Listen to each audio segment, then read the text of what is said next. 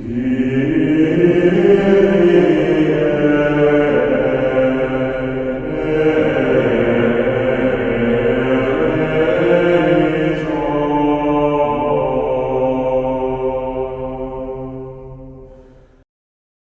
dopolnila se je velika in hkrati velika skrivnost, se pravi skrivnost vseh skrivnosti.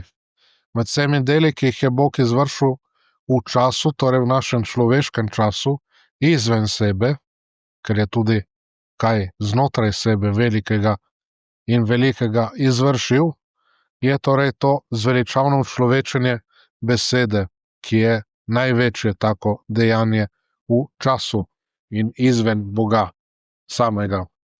Torej, ko govorimo o Gospodovem rojstvu, govorimo o 3 rojstvih. To sem poslušal tudi zelo lepo pridigo na 4. adventno nedeljo našega generalnega predstojnika, ki ponavadi pride spet v Italijo malo, preživeti te praznike in maševati in pridigati in tako naprej. Tako da je govoril prav o teh 3 rojstvih. Torej, večno rojstvo Sina od Očeta v sami Sveti Trojici je torej veliko dejanje v Bogu samem, v Sveti Trojici torej, ne? Drugo je rojstvo v zemeljskem času, ali tudi zemeljsko rojstvo, bi rekli, ne? Torej, danes ga obhajamo, praznujemo.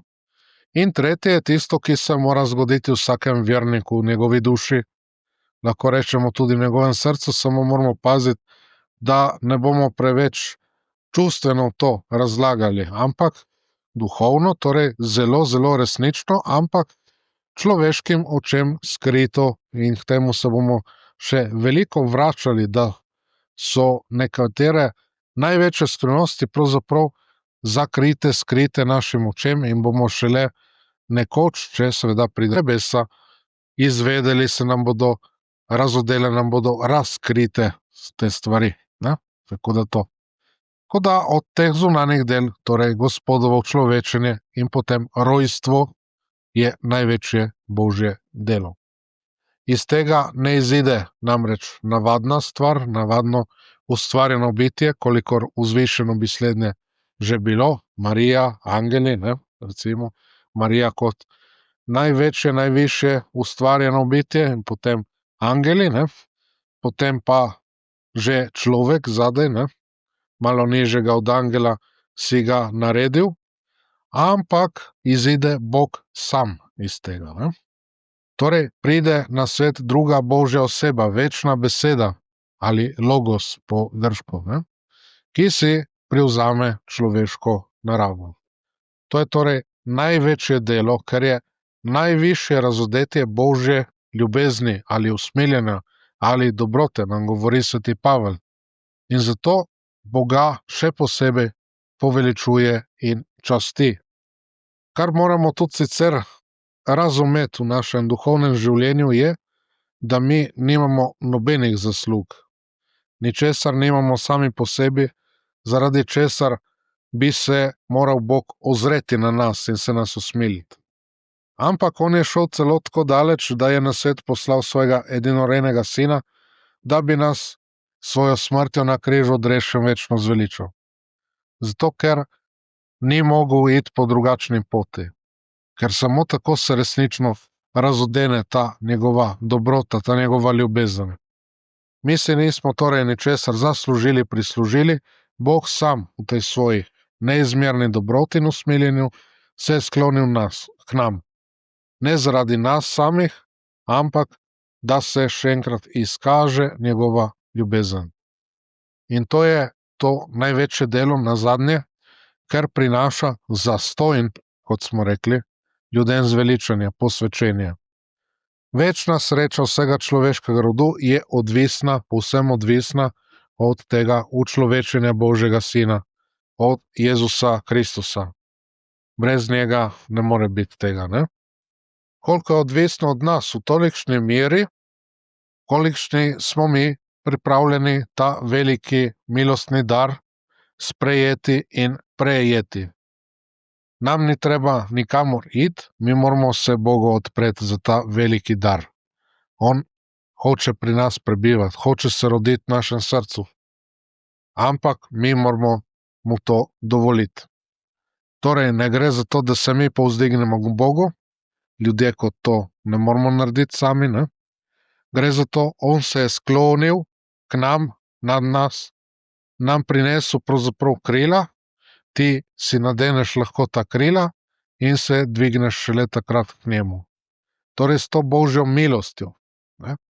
Po Božjem človečenju lahko torej pride do tega, kar v svojem najbolj poznanem duhovnem delu sveti Bonaventura opisuje, pravi, da naša duša lahko potuje k Bogu. Dobi torej krila po Božji milosti. To pomeni, prvo dejanje je pri Bogu samem. Pred začetkom sveta nas je v sebi izvolil, da bi bili sveti in brezmadežni, nam pravi sveti Pavel. Že prej nas je izvolil, da bi bili njegovi posinovljeni otroci po Jezusu Kristusu, njem imamo zveličanje, odpuščanje grehu po bogastvu njegove milosti. Tako še nadaljuje sveti Pavel. Po grehu prvih staršev smo bili mrtvi, nam pravi, ampak Bog po Kristusu nas je spet priklical k življenju. V njem nas je obudil od mrtvih, nas povzdignil, da bi z njim vladali v nebesih. To je pismo Efežanom, ne? Lepo premišljevati ta lepi Pavlov hvalospev, ne? Ki govori te vzvišene resnice o nas, kako smo bili zamišljeni v Bogu, v njegovem umu in kako nas je že vnaprej pripravil, ne? In kako nas je po svojem sinu spet povzdignil, ne? Čeprav smo mi padli, si ne bi tega zaslužili, ampak po tem sinu je to napravil. Zaradi greha namreč človek je povsem na tleh, ni sposoben prav ničesar. Mnogo ljudi misli, da ja, da oni sami to naredijo, ampak ni res to. Brez milosti Božje ničesar. Edini vir našega rešenja, naše svetosti je Jezus, človečena beseda. Torej, mi si lahko domišljamo karkoli, ampak ne gre. Mi se ne bomo ničesar zagotovili in človek ne potrebuje nikogar in ničesar drugega, da bi bil srečen, izpolnjen, zadovoljen, razen Jezusa Kristusa. Ja? Samo tako. Marsikdo si misli, jaz bom imel mir, srečo v sebi, ampak seveda brez tega Božjega rojstva v srcu, duši ne bo šlo, ne bo nič od tega. Brez tega ne moramo mi imeti Boga za očeta, ga ne moramo tako klicati. Oziroma naše besede bi rekli, da so prazne, ker mi bi ne mogli biti v njegovi blaženi družbi nikoli združeni z njim, že na tem svetu v neki meri, ne, kot radi poudarjamo, ker se po Jezusu to po njegovi milosti delno že dogaja tukaj, ne. Torej ta večnost se odpre človeku. Brez te večnosti bi bil zaprt znotraj teh samo zemeljskih, človeških meja. Bi bil obsojen, da ga vse zlo, vse nevšečnosti pravzaprav pogoltnejo, prežvečijo, ga splunejo, tam pustijo na pol mrtvega, kot je rečeno tam v tisti priliki o usmiljenem Samarjanu, ne. Spravi, kot oni, ki so ga pretolkli, so ga pustili tam na pol mrtvega, ne. To je človek v grehu pač, ki njegova duša je mrtva, ne, torej on ima ime, da živi, kot pravi sveti Janez v Razodetju, ampak je mrtev, ne. Čeprav je fizično je živ, ampak njegova duša je mrtva, tako da tam je prežvečen in na pol mrtev, ves ranjen, ždi tam zraven tiste ceste, ne, tako da to. Tako da brez vsega tega Božič je lahko neko človeško, porabniško, čustveno praznovanje in za nek trenutek lahko to človeka odvrne od krutosti tega sveta, ampak takoj naslednji trenutek se zadeva vrne še z večjo silo, ne. Tako da ta neka romantičnost in ta neka materialnost in tako lahko koristi kot nek odmerek, neke droge, bomo rekli, ki narkotizira človeka, ampak ne more premagovati ovir, ki so v življenju, ne more doseči trajnostnega miru v duši, te prave sreče, zadovoljstva, vedrine pravzaprav, ne, v smislu, vse te stvari ne bodo šle mimo te ovire, ne, še zmeraj bodo tam. Še zmeraj bodo te bolečine, bolezni, karkoli je takega, kar je pač greh prvih staršev na svet prinesel, to zmeraj bo. Ne moramo brez tega, ne. Sem bral je neko tako gibanje v Ameriki, ki pravzaprav tako gleda, ne. Spravi, mi ta pravi, ne, bomo zrihtali, da bo praktično, tako kot so komunisti govorili, ne. Če bomo ta pravi ljudje vzeli stvari v svoje roke, bo pravzaprav vse urejeno na zemlji, ampak ne, brez mene ne morete ničesar storiti, pravi Kristus, ne. In to velja. Človek, bi rekel Giambattista Vico, to je bil en filozof iz Neaplja, doseže potem heterogenezo ciljev, se pravi, kaj, on si za nekaj prizadeva in se spremeni v nasprotje tistega, ne. Človek obrača, Bog obrne, bi rekli po domače, ne. Se pravi, dosežemo nasprotje, ne. Mi smo hoteli mir doseči, pa dosežemo, so vsi med sabo spopadajo ali pa kakšna taka stvar, ne. Tako da vse take zadeve. Mi brez Boga ne moremo.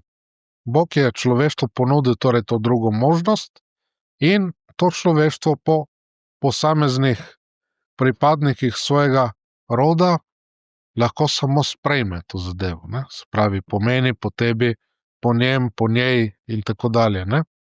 To je zelo odvisno in zelo pomembno, da tudi mi smo povezani kot skupnost in da mi kot skupnost tudi te stvari sprejmemo. Ker vemo, da danes je zelo individualističen ta svet in se noben ne zmeni za drugega, več ali manj, ne.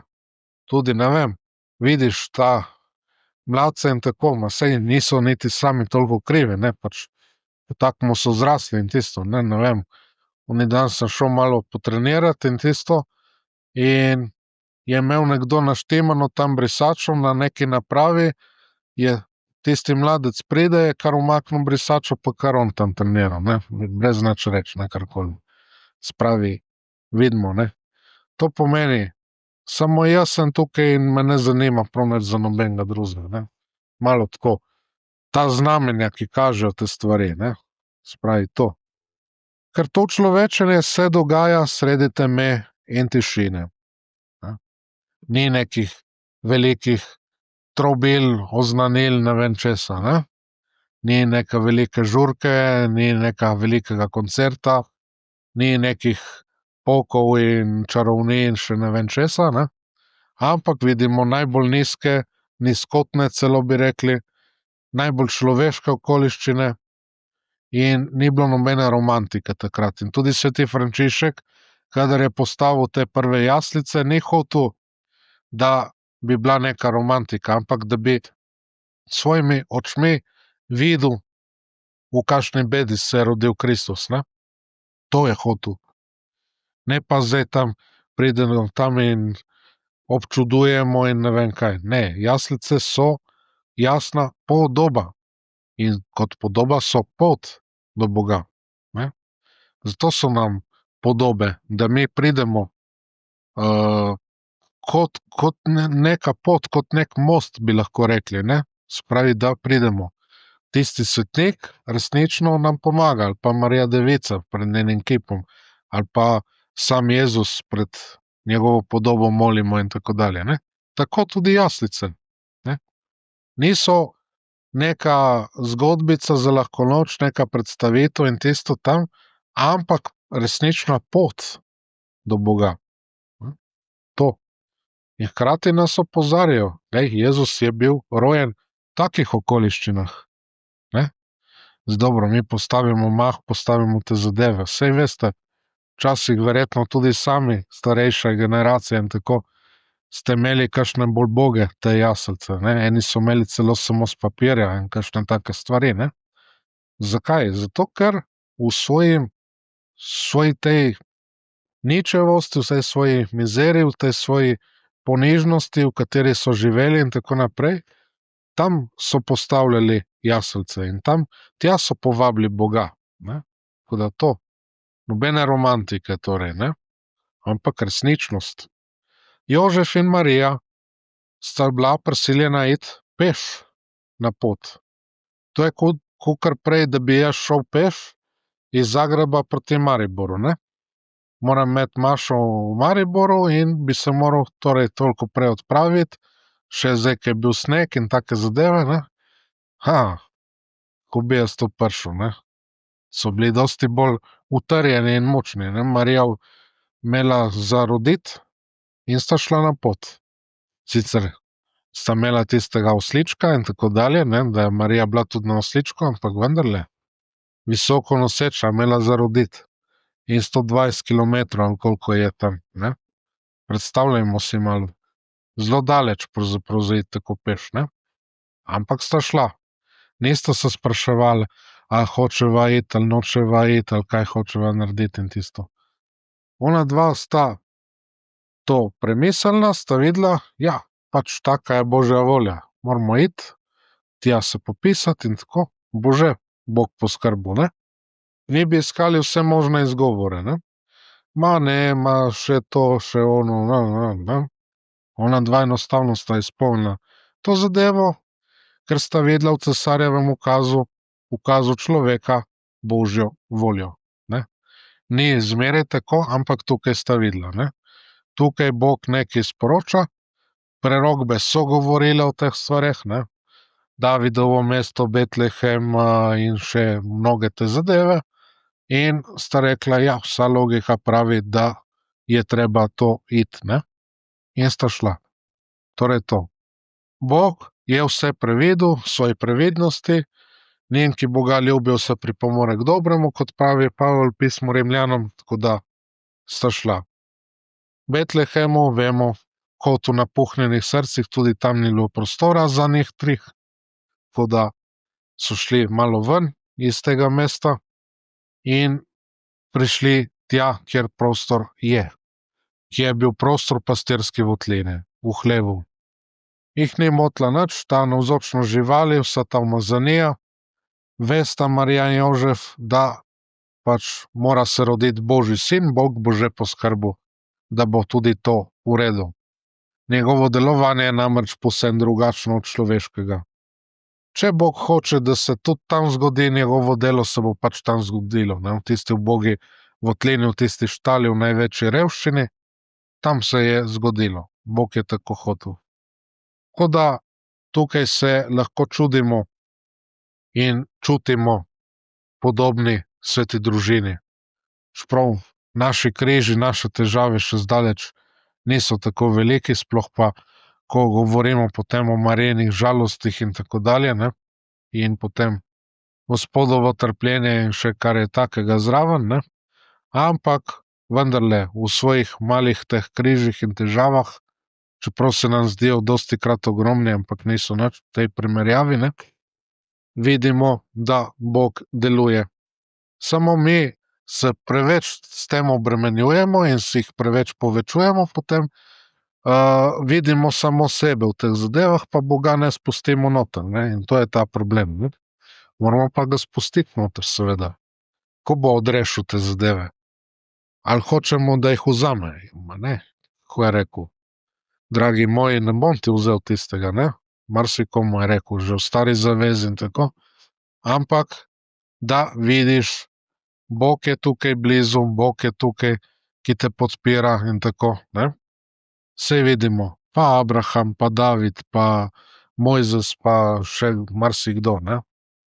Pavel isto, ne, smo rekli zadnjič, mu je bil dan trn v meso, ne, in je prosil trikrat, pravi Jezusa, da mu vzame trn. A ne, je rekel Pavle, ti ne bom nič vzel jaz, ne, ker če ne, se boš prevzel. Rekel, dovolj ti je moja milost, moč se v slabosti spopolnjuje, ne. In potem je Pavel ugotovil, da kadar je najbolj šibak, takrat pride Kristusova milost, ga napolni Kristus s svojo močjo in takrat je v resnici najbolj močan, ne. Zato, ker ne živi več on, ampak v njem živi Kristus, ne. To je ugotovil Pavel in nam zapustil to čudovito pričevanje. Tako da to moramo tudi mi delati. Tam nas Bog odrešuje. Ni, da bomo šli drugam, ni, da nam bo to vzeto, ampak tja lahko pride Bog, kadar smo mi najnižje, najbolj nebogljeni, revni, zapuščeni, preganjani še kar pride zraven in tam nas on odrešuje. Vsak dan znova. Če bi bila Marija in Jožef malo bolj človeško ponosna in tisto bi rekla, ne, čakaj malo, ne. To ni za naju, ne. To je pa zdaj malo preveč, ne. Vemo, potem se ne bi nič zgodilo, ne. Ampak sta sprejela Božje poti. Sta sveta, sta zato krotka, pokorna, polna vere in zaupanja v Boga.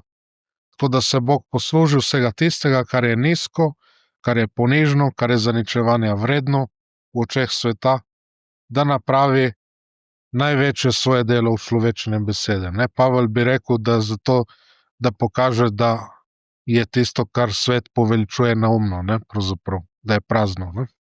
Pravzaprav že Salomon je rekel, ne, da je vse nič vredno, ne, tisto, kar svet poveličuje, ne. Nečimrnost čez nečimrnost in tako dalje, ne. Hvala Bogu. Tako da vse te zadeve v svojih razmerah in okoliščinah, kjer živimo, kjer smo, posnemajmo Marijo Jožefa in Bog bo tudi nam in po nas delal svoja velika in velika dela pred svetom. Eno Očeta in Sina in Svetega Duha. Amen. Hvaljen Jezus.